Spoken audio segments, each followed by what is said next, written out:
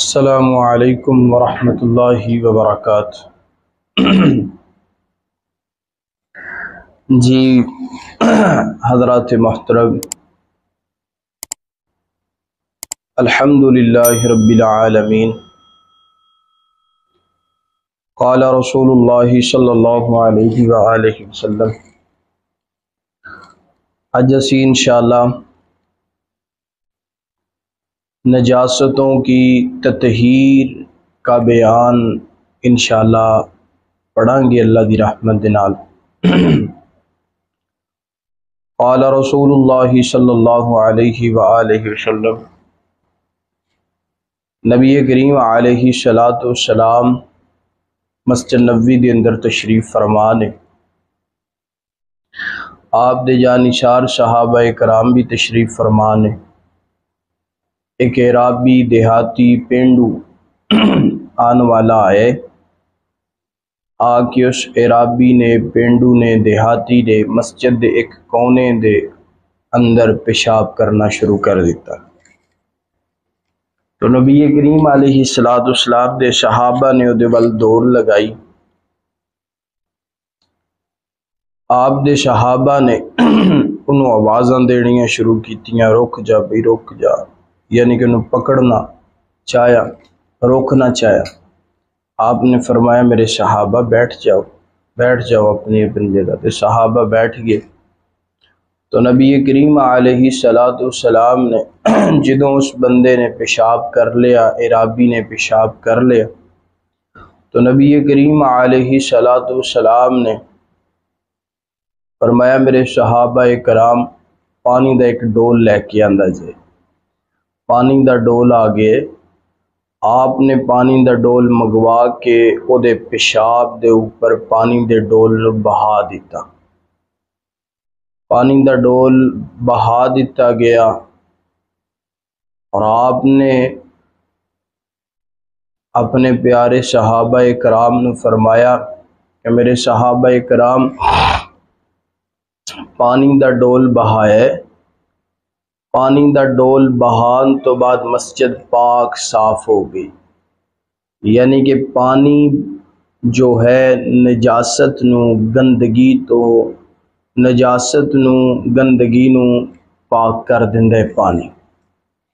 تو آپ نے فرمایا کہ میرے پیارے صحابہ کرام مسجد پاک ہو گئی پانی بہان دی وجہ تو۔ فرمایا کہ اگر اینو تسی روک دے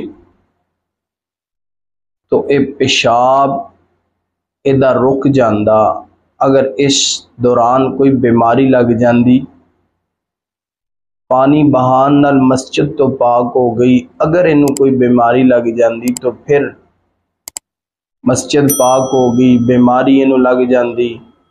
تو آپ نے فرمایا کہ میرے صحابہ کرام اے محمد نو برداشت نہیں۔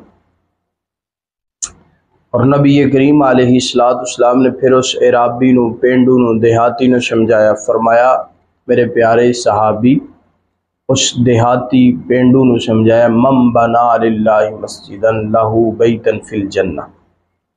فرمایا کہ مسجدہ اللہ تعالی دے گھر نے تو ایتھے گندگی تے نہیں نہ پھیلائی دی، نجاست نہیں پھیلائی دی، ایتھے تے انسان نو پاک صاف ہو کے آنا چاہیے اور اللہ دے گھراں نو پاک صاف رکھنا چاہیے۔ تو نبی کریم علیہ الصلوۃ والسلام نے اس عرابی دیہاتی نو سمجھایا۔ اور میں اس حدیث اندر دو چیزاں بیان کرنا چاہنا۔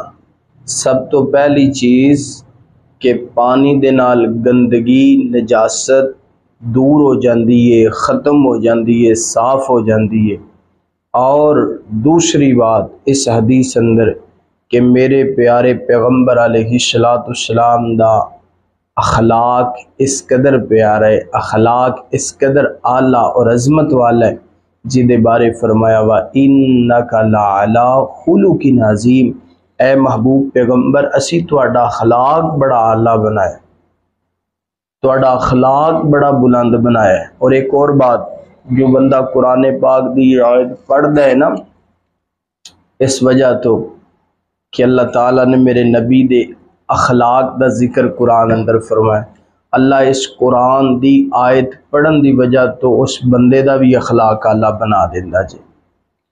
تو نبی کریم علیہ السلام دا اخلاق اس قدر پیارا، اس قدر اعلیٰ، عظمت، عرفہ، بلند کہ پیشاب مسجد دے کونے اندر کر رہے ہیں، آپ نے انہوں ڈانٹیا، چڑکیا نہیں۔